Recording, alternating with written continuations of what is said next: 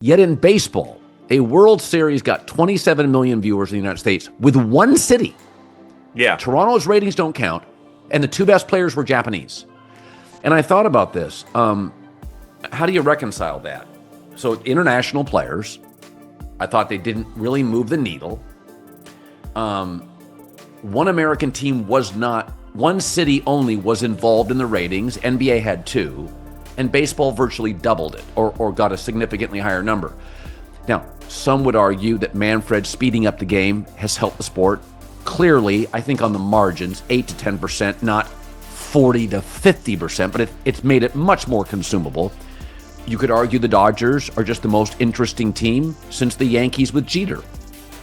I noticed that 2 years ago when the Dodgers went to Yankee Stadium for a series, the one Teoscar Hernandez crushed, there were Dodger hats everywhere. It was unbelievable. How do you explain two best players are international, doesn't work in the NBA, works in baseball, or are we looking at a Warriors-like dynasty that is just fascinating to everybody in the country? Yeah, I think there's a few things. Dodgers are a huge brand. Like, it doesn't surprise me that Dodgers hats in New York, like they used to be here. You know, so I mean, seriously, like it's an old man's game, and the Brooklyn Dodgers, like that's a thing that's passed down. So I think that the Dodgers, you know, Yankees, Dodgers, Cubs, Red Sox, those are like the brands that seemingly everybody cares about that kind of transcend the sport. Then you add in Ohtani and this Babe Ruth thing. You add in that live sports are crushing, right? Everything else is struggling. Everything. Yeah. Like everything is struggling. Live sports are crushing. And it was, I do think there is something to, that was just awesome sports. Yeah. Like that series was great. Like the 18 inning game crossed over. You know, like that. I think that really helped the series. It was like, wait, what happened?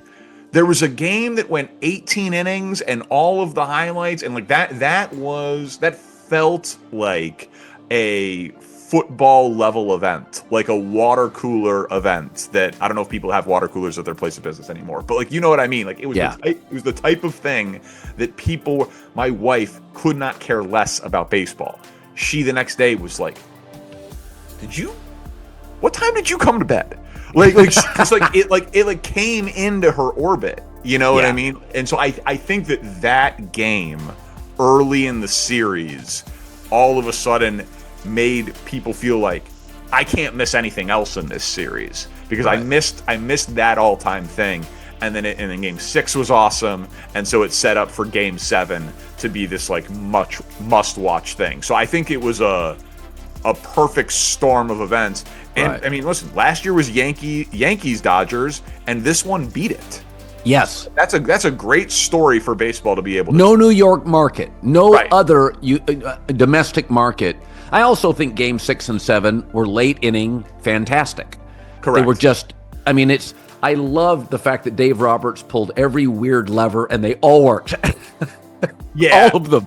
It was, man, baseball, the tension of baseball is so, listen, playoff hockey, the tension rises, game 7 in any sport, NCAA tournament single elimination, right? And when elimination's on the line, the tension is high. I used to say, like, I love sports so much that, like, I'll watch anything if it's the highest stakes. World Series of Darts, bowling, right? Like, if it's the highest stakes and the best of the best.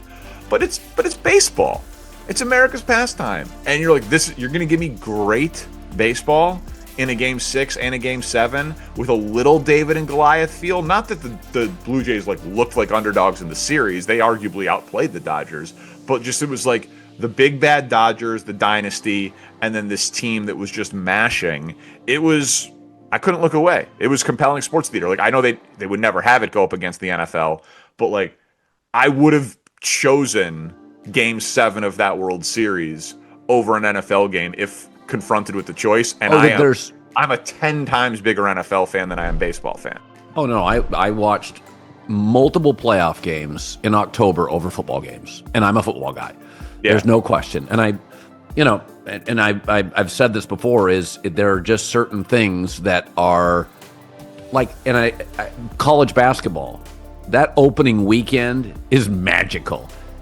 But it's really hard to get me in November, or the Maui Invitational isn't moving me to a TV set. It's the same in baseball. Regular season, it's a bit tedious, but baseball is one of those things for about 6 weeks. It's fascinating, and I do think there's a chess component. I like architecture. You're very good with math and betting. There's like an architecture and the build of the drama. It's almost like the 2-minute drill in football happens in baseball for 9 innings. You're getting these constant stakes on every batter. Yeah, I think my thing with baseball, Boog Shambi, great play-by-play guy, buddy of mine, does because the World Series for ESPN Radio, but is now locally for the Cubs. So I gotten to know him over the past few years. He said this thing, and he likes to think about the game and rules and tinker with it. He's a smart guy, thoughtful guy. He said, if we created baseball tomorrow, we wouldn't make it 162 games. Like, it's an outdated thing. That's right. And so what's the math of it is that 1 of 162 is statistically meaningless. Right. But then when you take that sport and then you inject it into like Game 7 or Best of 5, and it's like, oh my God. Now it's fascinating. Now a baseball game feels like the NFC, like a divisional round game feels like the NFC Championship game, And so I think that juxtaposition of it goes from like meaningless to the most meaningful is why it's great. I want to ask you though about what you said about the international guys in the NBA.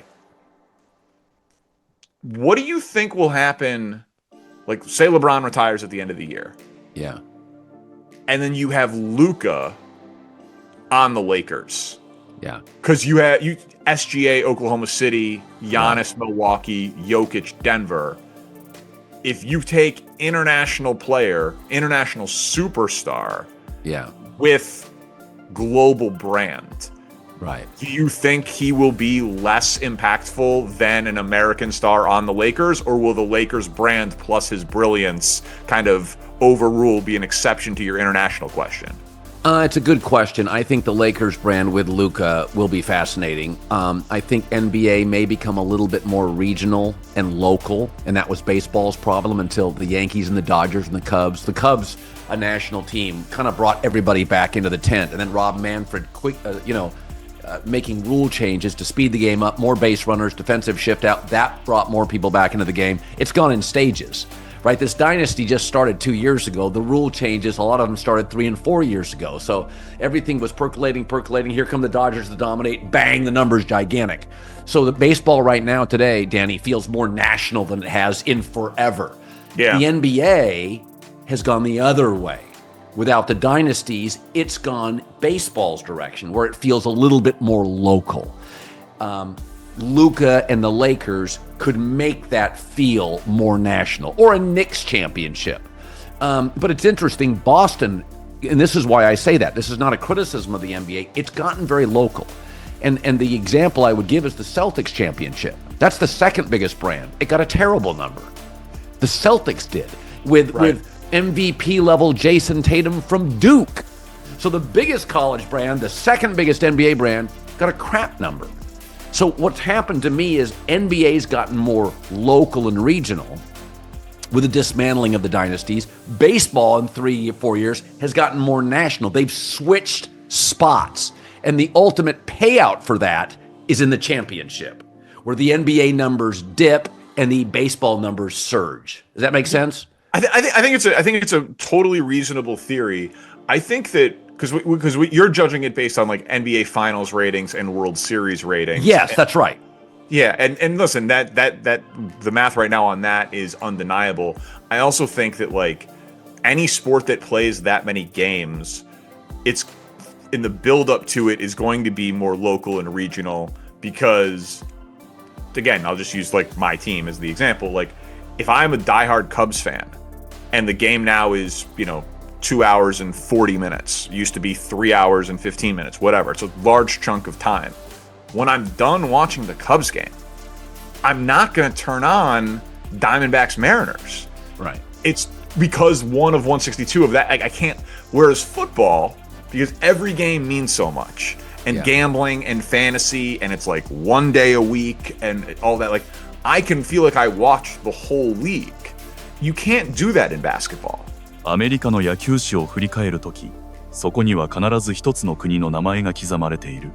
日本、2001年、イチローがシアトルの空に現れた。彼は静かに打ち続け記録を破り、そして概念を変えた。パワーではなく精度、スピードではなく判断。野球は技と心で勝てることを世界に示した。その道を追うように、ダルビッシュ有が登場した。異次元のスライダーと完璧なフォーム。彼はアメリカに日本の投手術という新しい言葉を刻んだ。ただ投げるのではない。考え、計算し、抜り出す。それが日本のピッチングだった。そして今、その精神を受け継ぎ、進化させた新しい世代がいる。翔平よ大谷。ピッチャーでありバッター。不可能を現実に変えた男。彼の存在は、もはや一人の選手ではない。一つの現象だ。由伸、山本。理想を追い求める完璧主義者。彼のボールは、数学のように正確で、芸術のように美しい。佐々木朗希。嵐のような速球と、若さに似合わぬ冷静さ。彼は未来を体現している。そして、次の名前がすでに聞こえている。